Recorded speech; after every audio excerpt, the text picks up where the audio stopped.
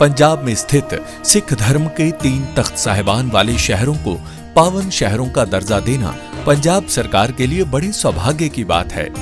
ये शहर है श्री अमृतसर साहिब, श्री आनंदपुर साहिब और तलवंडी साबो। ਇਹ ਤਿੰਨੋਂ ਤਖਤਾਂ ਦੇ ਸ਼ਹਿਰਾਂ ਨੂੰ ਪੰਜਾਬ ਦੇ ਅਧਿਕਾਰਤ ਪਵਿੱਤਰ ਸ਼ਹਿਰ ਵਜੋਂ ਐਲਾਨ ਕਰਨ ਦਾ ਫੈਸਲਾ ਕੀਤਾ। तलवारों से कुछ नहीं होने वाला। अब तो हिंदुओं को आत्मघाती दस्ते बनाने चाहिए और हिंदुओं को अब बजरंग दल, फजरंग दल, ये दल वो दल छोड़कर ऐसे संगठन बनाने चाहिए जैसा आईएस है। अब हम लोग तो एक काम कर रहे हैं, हम पूरी ताकत के साथ अपने भाइयों को, अपने हिंदू परिवारों को तलवार वितरण का कार्य कर रहे हैं और पूरी ताकत से अपने घरों में तलवार पहुंचाएंगे। दोस्तों, आज की सबसे खतरनाक, सबसे शर्मनाक और सबसे डराने वाली खबर से शुरुआत करते हैं। आज सवाल ये नहीं कि गाजियाबाद में तलवारें क्यों बांटी गई। आज सवाल ये है, क्या भारत में अब आतंकवाद को धर्म के नाम पर वैध बनाने का काम किया जा रहा है। दोस्तों, इस महाराज को देखिए, यति आईएस जैसा संगठन बनाने का ऐलान कर रहा है। दोस्तों, आज जो बात सामने आई है वो किसी बयान से ज्यादा खुला आतंकी ऐलान है।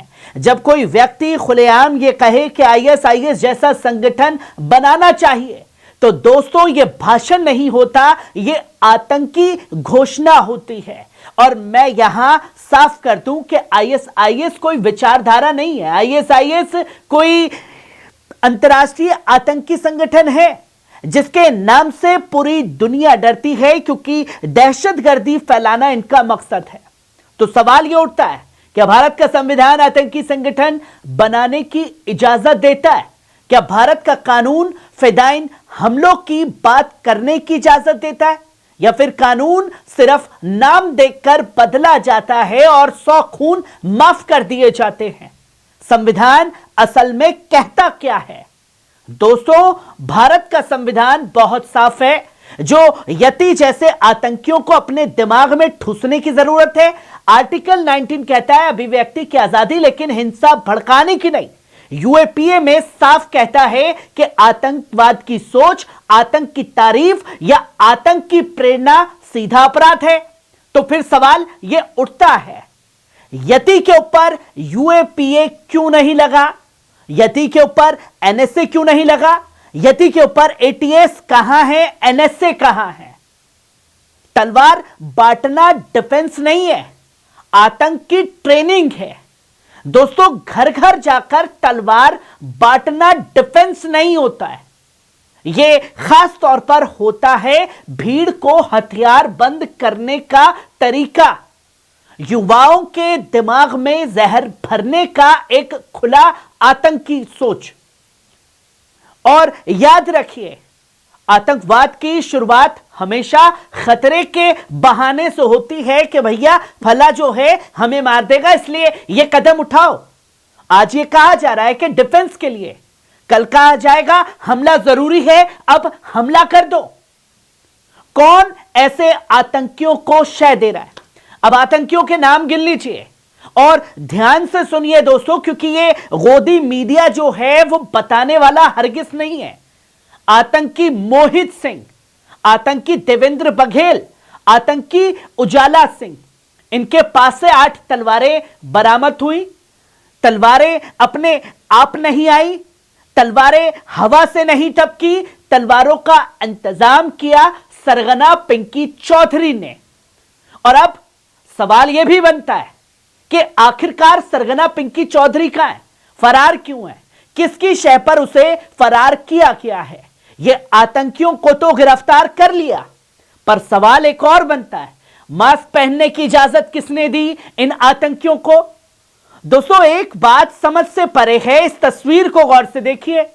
जब इन लोगों को धर दबोचा गया तो मास्क पहनने की इजाजत क्यों दी गई? अब जरा कल्पना कीजिए, अगर यही काम किसी उर्दू नाम वाले ने किया होता तो क्या उन्हें मास्क पहनने दिया जाता?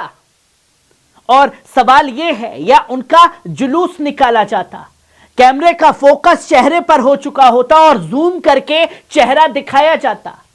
सड़क पर ढोल बजते, नारे लगते और साथ ही साथ देशद्रोहियों की तख्तियां लगती। ओह सॉरी, यह सब तो सिर्फ मुसलमानों के साथ होता है।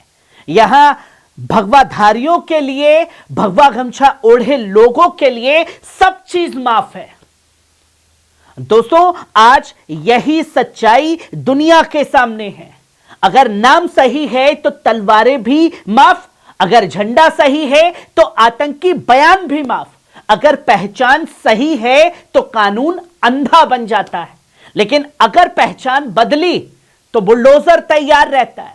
यही है डबल स्टैंडर्ड्स की असली तस्वीरें, जो एक तरीके से दो संविधानों को दिखाने की कोशिश होती है। बांग्लादेश, पाकिस्तान, अफगानिस्तान का बहाना दिया जा रहा है।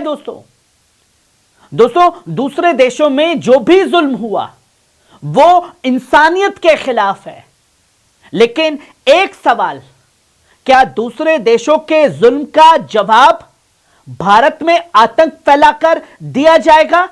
मुसलमानों को कटघरे में खड़ा किया जाएगा? क्या भारत बांग्लादेश बनना चाहता है या भारत का संविधान से चलना चाहता है?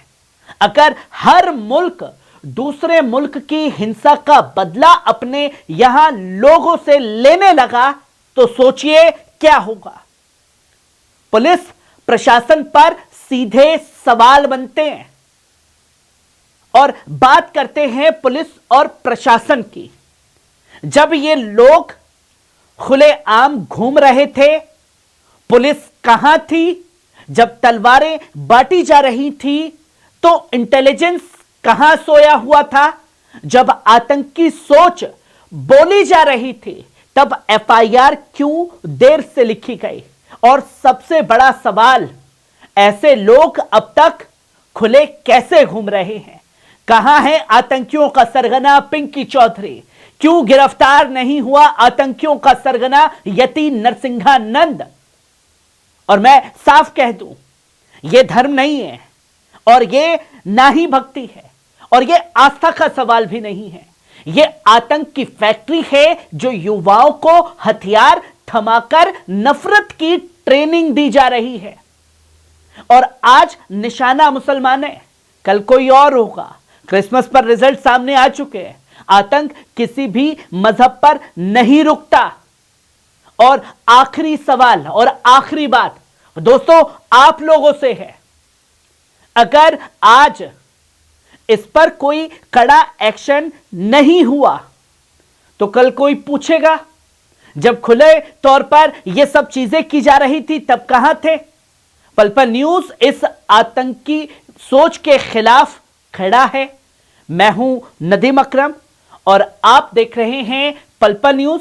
अगर आपको भी दोस्तों ये लगता है कि कानून सबके लिए बराबर होना चाहिए तो वीडियो को आखिर तक देखिए, शेयर कीजिए और कमेंट में लिखिए, आतंक किसी भी रंग में बर्दाश्त नहीं किया जाएगा।